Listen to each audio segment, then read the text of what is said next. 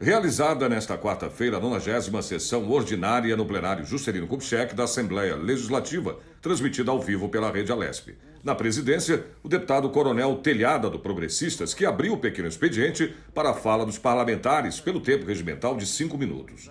O deputado Sérgio Vitor usou a tribuna para falar da regulamentação da Artesp, do circuito aberto e fechado e as regras do transporte intermunicipal. O que aconteceu em seguida foi que a gente solicitou, também junto à Artesp, uma audiência pública, uma conversa, uma reunião com os diretores, com o presidente e também com representantes das empresas e de diversos atores do setor, para que eles pudessem explicar os seus pontos e por que essa consulta pública, esses 3 pontos em específico da consulta pública, atrapalhariam muito apenas uma parte do setor, não o todo.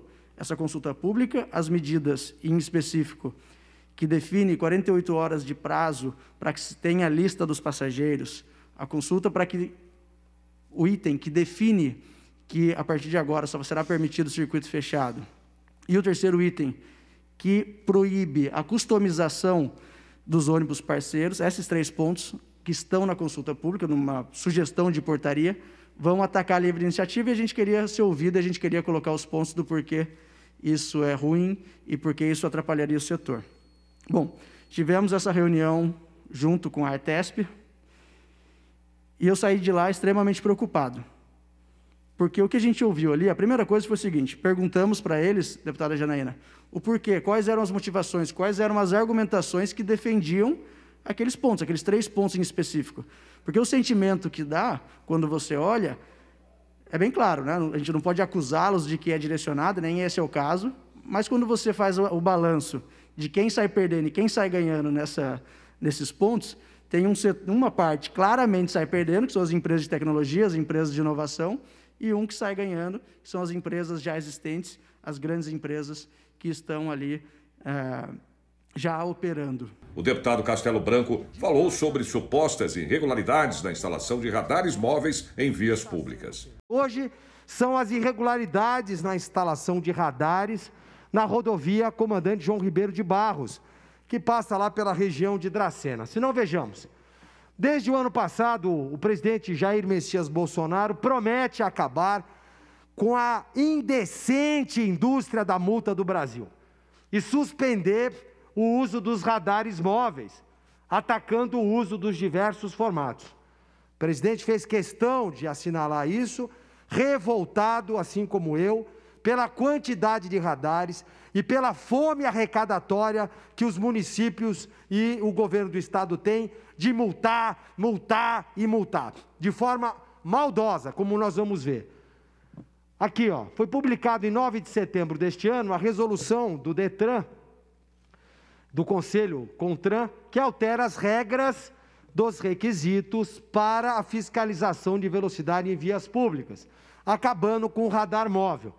Estas mudanças atendem à deliberação do presidente Jair Bolsonaro, enviada ao Ministério da Infraestrutura em agosto do ano passado, com o objetivo de desvirtuamento do caráter pedagógico e a utilização arrecadatória dos radares. Pura verdade. O radar que era para fiscalizar e educar a população, não. Ele agora é mais um instrumento caça-níqueis, mais um instrumento para o município e o estado ganhar dinheiro. Só isso. Isso é generalizado no estado. O deputado Carlos Gianazzi usou a tribuna para dizer que protocolou um pedido de impeachment do governador de São Paulo. Ontem, senhor presidente, nós protocolamos aqui na presidência da Assembleia Legislativa um pedido de impeachment do governador João Pinóquio Dória, o desgovernador do estado de São Paulo, por conta de várias irregularidades, de vários crimes de responsabilidade, de afronta à Constituição Federal, à Constituição Estadual, ao ordenamento jurídico, de afronta ao Estatuto do Idoso, né? E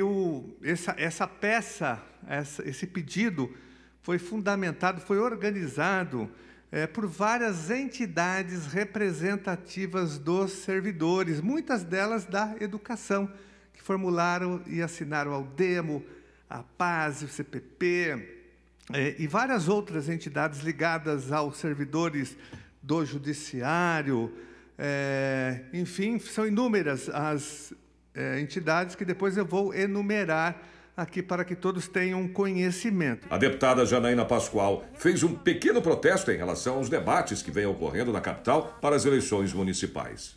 Eu não considero democrático que emissoras de TV, veículos de comunicação, cerceiem o verdadeiro debate na medida em que convidam apenas os candidatos que estão nos primeiros lugares nas pesquisas de intenção de votos, pesquisas estas que têm sido feitas com critérios questionáveis. Uma, inclusive, foi suspensa por decisão judicial e a decisão vem sendo tratada como um ato de censura. Entretanto, quando se verifica a porcentagem das pessoas questionadas, entrevistadas, nota-se uma disparidade entre a representatividade dos entrevistados e a representatividade da população. Muitas são as emissoras que se negam a fazer os debates, as que fazem estabelecem critérios que excluem muitas pessoas. Eu já declarei meu voto, mantenho meu voto, não entendo que seja aqui o locus para fazer campanha eleitoral, mas, incrivelmente, aqueles candidatos que trazem propostas diferenciadas, que trazem propostas novas, estão sendo excluídos do diálogo, estão sendo excluídos de muitos meios de acessarem a população. O deputado Ricardo Melão usou a tribuna para continuar a falar da Artesp no que diz respeito à regulamentação de transporte coletivo de passageiros sobre fretamento. Surgiu essa iniciativa por parte do governo do Estado de São Paulo, através dessa portaria, para regulamentar esse decreto, que já é de 1989. E essa portaria, ela cria limitações para os fretados, né? Aí lhe pergunto, o que surgiu, quando vai surgir uma nova regulamentação, eu já não gosto de regulamentação, quando vai surgir uma nova regulamentação, a gente imagina que vai acompanhar a inovação, que vai fomentar a inovação, mas não. Essa portaria cria uma série de regras burocráticas, entre elas, só para trazer um exemplo aqui, obriga que você disponibilize uma lista de passageiros com até 48 horas de antecedência você precisa, sendo que a regra atual era até 1 hora. E hoje, com a tecnologia, você consegue ter a lista muito rapidamente. Por que aumentar esse prazo de 48 horas? Segunda coisa, circuito fechado. Agora, se você reúne um número de passageiros interessados em fazer o transporte até uma cidade, eles se cadastram ali nessas plataformas, surgindo a demanda, se fretam ônibus, né? Agora, simplesmente, eles querem fazer o circuito fechado. Você não pode ir só apenas para uma cidade. Você tem que obrigatoriamente ter a cidade de volta. Ou seja, e terceira, que aí eu gostaria muito que explicasse, que eu não vejo outro motivo, impedir, que esses ônibus fretados tenham ali, constem o logo da empresa que os contrata. Então, imaginem só, qual é o sentido disso, a não ser, no meu ponto de vista, evitar essa nova tecnologia que está trazendo evolução, emprego e renda, e oportunidade para os fretados. O deputado Altair Moraes fez críticas a uma circular expedida por uma escola no Rio de Janeiro. Hoje a minha amiga deputada Janaína Pascoal me mandou uma mensagem mostrando de algo que ela viu, que eu achei, não posso dizer engraçado, porque dá raiva, falar que isso é engraçado.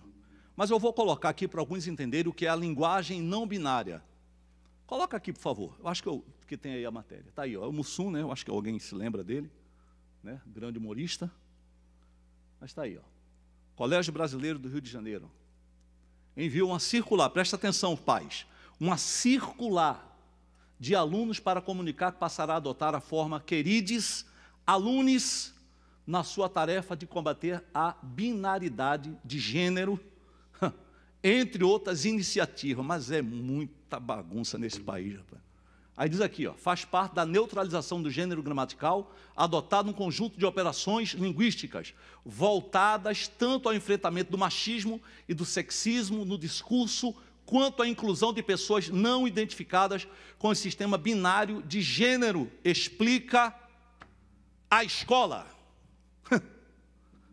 Eu quero saber onde diabo a gente vai parar, meu Deus do céu. Mas é um absurdo, isso é uma afronta contra a língua portuguesa. A gente entende que as pessoas têm opção diferente, que pode ser o que for. Agora, mexendo na língua portuguesa, e aí manda uma circular. Eu estava lendo aqui algumas coisas que eu vou pontuar. Segundo a escola, isso faz parte da neutralização de gênero gramatical. Só que tem o seguinte, isso é um verdadeiro absurdo. Sabe por quê? Porque é uma afronta direta à nossa língua portuguesa, até porque o uso dessa linguagem, ela é inexistente no português, meu Deus do céu. Será possível que eu tenha que ser tão burro para não entender isso? Ah, mas tem que incluir, tem que respeitar, é verdade. Eu incluo pessoas, excluo outras, né? Vamos imaginar a linguagem não binária para os deficientes visuais. Eles lendo em braille. Como vai ler? Alunos, todes, deputados, boa tarde a todos. A gente ouve isso aqui, dói no ouvido, não vejo ninguém se pronunciando. Até parece que é uma coisa maravilhosa que está acontecendo no nosso país e as pessoas ficam caladas. Eu não vou ficar calado. Eu não vou me calar. Já no grande expediente, o deputado Jorge do Carmo usou a tribuna para falar das eleições municipais do dia 15 de novembro. Vem essa tribuna hoje, quarta-feira, que antecede as eleições municipais em todo o Brasil, no próximo dia 15, para dizer da importância que tem a gente, nós brasileiros e brasileiras, sabemos escolher os nossos representantes. É bem verdade que nosso povo ainda, o povo brasileiro, escolhem vereadores, prefeitos, deputados, senadores, presidente da República, ainda por aquilo que vê nos meios de comunicação, na televisão, na propaganda, e não fazem, muitas vezes, uma reflexão mais segura, mais ponderada, do verdadeiro representante, especialmente do Poder Legislativo. Vi uma reportagem, numa pesquisa, que diz que, lamentavelmente, quase 70% do povo paulistano, aqui na cidade de São Paulo, por exemplo, não sabem em quem vão votar para vereador. Não escolheram ainda o seu vereador. Isso é uma demonstração de que realmente o cidadão, o eleitor, não se preocupa, não pensa um pouco antes, não faz uma reflexão antes de escolher o seu representante no âmbito municipal, no caso das eleições agora de 2020. E às vezes deixam-se levar pela mídia, né, pela propaganda fácil, por aquilo que está sendo falado. A gente tem visto nas propagandas eleitorais muitas faltas de verdade, né? Mentiras, na verdade, muitas mentiras. E, lamentavelmente, as pessoas, às vezes, escolhem seu representante, olha, eu vou votar naquele que está bem na pesquisa, porque eu não quero perder o meu voto. Olha só que tipo de escolha. Não pode ser assim. Nós temos que escolher o nosso vereador, ou o nosso prefeito, o nosso representante, seja ele em qual for a esfera, mas escolher de forma consciente. Não havendo mais oradores inscritos no grande expediente, a sessão ordinária foi levantada e os trabalhos foram encerrados. Está levantada a sessão.